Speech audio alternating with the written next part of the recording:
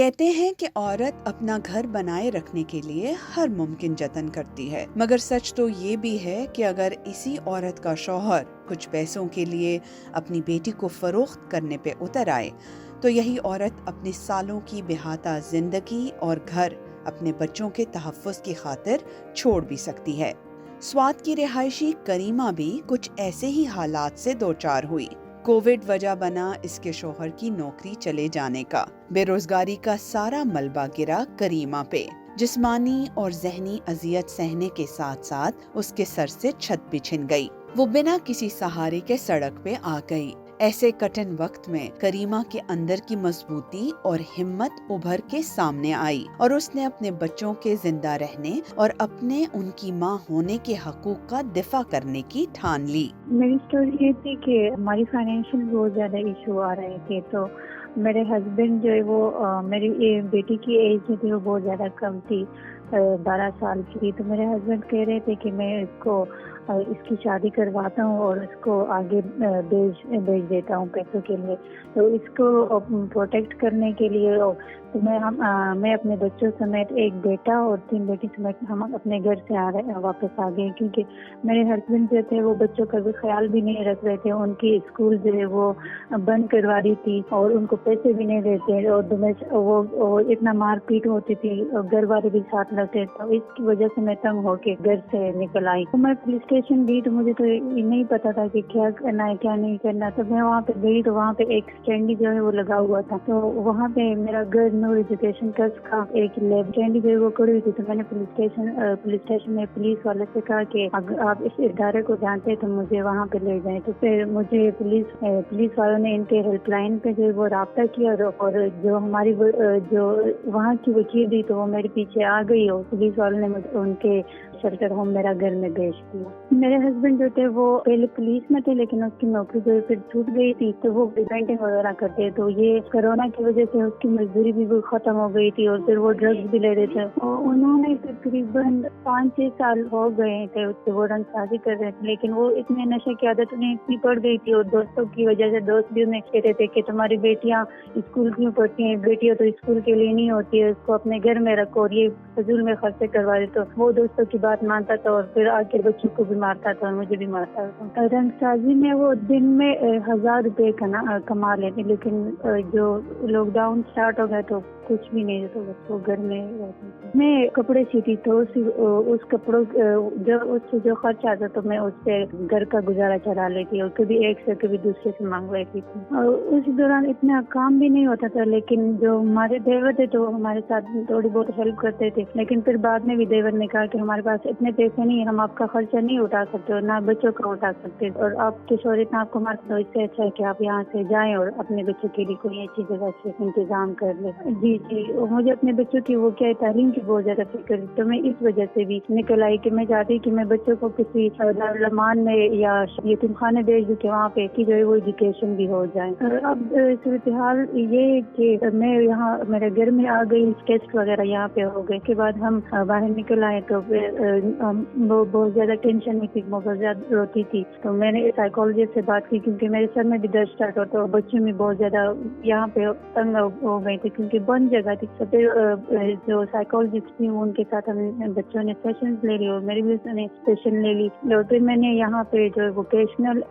جو informal education teacher تھے ان کے ساتھ اپنے بچوں کو بٹا دیا، تو ان کے لیے وہ ایجوکیشن لے لی، ووکیشنل اسکلز میرے ہمارے ٹیچر نے یہاں پہ میرا گھر میں تھی تو اسکلز کو اور بھی پالش کر لیا۔ پھر میں نے ان سے کہا کہ آپ میرے لیے لیگل کیس کر لیں، اور میرے بچے کو انہوں نے جموں کور میں انرول کر دیا۔ جتنے زیادہ مرد بے روزگار ہوئے اتنی ہی زیادہ خواتین عدم تحفظ کا شکار ہوئیں۔ جہاں مردوں کی مایوسی بڑھی وہیں خواتین زیادہ خطرات سے دوچار ہوئیں۔ ایسے میں خیبر پختونخوا حکومت پر بھی خواتین کے خلاف تشدد کے بڑھتے ہوئے واقعات کا اثر ہوا۔ صوبائی سماجی بہبود ڈپارٹمنٹ کی ہیلپ لائن بولو ایسے ہی تشدد کا شکار ہونے والی خواتین کے مسائل سننے کی ایک کوشش ہے۔ اسی ہیلپ لائن نے کریمہ کو دیگر خواتین سے ملوایا۔ ان میں 2 تربیت یافتہ سائیکالوجسٹ امارہ اقبال اور فوزیہ آفریدی شامل ہیں، جن کا کام ہی ان پریشان حال خواتین کی ہر ممکنہ مدد کرنا ہے۔ امارہ اقبال سے جب ان کیسز کی تعداد کے بارے میں پوچھا گیا تو ان کا کہنا تھا،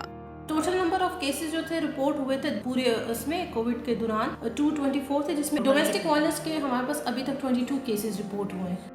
करीमा खुशकिस्मत थी कि उसे सही वक्त पे सही मदद मिल सकी, मगर ये खुशकिस्मती हर एक के हिस्से में नहीं आती। बहुत सारी खवातीन तो घर की चारदीवारी छोड़ भी नहीं सकती। खवातीन के खिलाफ तशद्दुद के बढ़ते हुए वाकयात को देखते हुए वफा वजीर और इनके इदारे ज़मूम जंदुन ने एक ऐसा ऐप बनाया जिसको डाउनलोड और इंस्टॉल करके खवातीन को घर की तहलीस पे मदद मिल सकती थी। हमारी टीम जो इस पे काम कर रही थी, विमेन प्रोटेक्शन विंग, हमने एक प्लेटफॉर्म बनाया था जहाँ पे खवातीन के साथ जो भी मसले आते हैं उनको हम हाईलाइट करेंगे। फिर उसी चीज़ को हमने प्रैक्टिकली इम्प्लीमेंट किया, एक एप्लीकेशन लॉन्च किया। एप्लीकेशन लॉन्च करने का मकसद यही था क्योंकि हमारे पास केसेस आते थे कि रेप केसेस हो गए, हरासमेंट केसेस हो गए, डिफरेंट टाइप के इश्यूज आ रहे थे खवातीन से मुतल्लिक। तो उनका सोल्यूशन ये होता था कि खवातीन अक्सर बोलती थी कि हमें पुलिस स्टेशन जाना होता है, हमें FIA की डिपार्टमेंट जाना होता है, वहाँ पे हमारे मसले जो होते हैं मर्द सुनते हैं, और समटाइम्स हमारे कुछ ऐसे मसाइल होते हैं कि हम कंफर्टेबल फील नहीं करते कि मर्दों को अपने मसाइल बताएं, या फिर इन डिपार्टमेंट्स में हमारे साथ कुछ जो उनकी ज़ुबान होती है या फिर उनका जो लहजा होता है वो ठीक नहीं होता, उनसे भी ऐसे हरासमेंट वाली फीलिंग आ रही होती है, हम कंफर्टेबल फील नहीं करते। तो इसी के बारे में मैं सोच रही थी, मैंने कहा ऐसा क्या किया जाए कि इन खवातीन को बाहर भी ना निकलना पड़े और इनके जो मसाइल हैं उनका सोल्यूशन को डोर स्टेप पे मिल जाए। तो विमेन प्रोटेक्शन विंग का एक एप्लीकेशन हमने 3 मंथ्स में जो है बनाया और उसको लॉन्च किया। एप्लीकेशन में ये है कि ये 8 मुख्तलिफ ज़ुबानों में ट्रांसलेट होता है, और इसमें ये थे कि खवातीन जो है वो घर बैठे बैठे अपना मसाइल जो है, अपने जो भी उनके मसाइल है या फिर जो भी इशू है वो कंप्लेन हमारे पास रजिस्टर कर लेती। फिर हमारा जो इदारा है खुद ही गवर्नमेंट से, मतलब अगर पुलिस स्टेशन का मसला है, FIA का है या फिर किसी और रेलेवेंट डिपार्टमेंट का है, तो फिर हमारी जो ऑर्गेनाइजेशन है उसको टेकअप करती है और उनका सोल्यूशन उनको डोर स्टेप पे देती है। ऐसे कौन से केसेस हैं जो इस आलमी वबा के दौरान खवातीन को पेश आए? सुनते हैं बोलो हेल्पलाइन की फौजिया आफरीदी इस बारे में क्या कहती हैं। हमारे पास कोविड-19 में ये रेशो काफ़ी बढ़ चुका है। मई से जितने केसेस आए हैं तो ये 40 तक तकरीबन डोमेस्टिक वायलेंस के केसेस हमारे पास आए हैं। सिर्फ उन खवातीन के केसेस हैं जिन पर तशद्दुद किया जाता है घर में, और ये तकरीबन 40 तक तो अब तक मौसूल हुए हैं हमें। अगर मैं आपको बताऊं कि नोयत के हवाले से, तो नोयत हमारे पास एक चाय के कप का भी आया है कि हस्बैंड ने कहा कि मुझे 3 बजे चाय पीनी है, बीवी जो है वो 3:15 बजे क्यों लेके आई। ये केस भी हमारे पास आया है, और फिर उसके बाद तशद्दुद शुरू हुआ और किस्सा बहुत आगे तक चला गया। बीवी को घर से निकाल दिया, मारपीट हो गई, मतलब बच्चों को तुमने सही टैकल नहीं किया, क्यों नहीं किया, खाना तुमने ठीक नहीं बनाया, वक्त पे नहीं बनाया, फोन पे ज्यादा देर क्यों बात करती रही हो, किससे बात करती रही हो। तो इस नोयत के केसेस भी हमारे पास आए हैं। इन दिनों खवातीन के लिए समाजी रस्म रिवाज, घरेलू या किसी भी तशद्दुद की शिकार खवातीन के लिए इंसाफ के हसूल में सबसे बड़ी रुकावट है। दरी असना करीमा अपने शोहर को वापस कबूलने और इसके साथ एक नई जिंदगी शुरू करने की तैयारी कर रही है। मेरे हस्बैंड के साथ कांटेक्ट कर लिया तो वो आ गए और अदालत के, तो उनकी पेशी हो गई। तो वहाँ पे मैंने अपने हस्बैंड से डिमांड कर लिया कि मैं तब तक आपके साथ जाऊंगी जब आप मेरे लिए नया एक अलग सा किराए का घर ले लें। तो दूसरी बात यह है कि यहाँ पे हमारी वोकेशनल टीचर थी ना, तो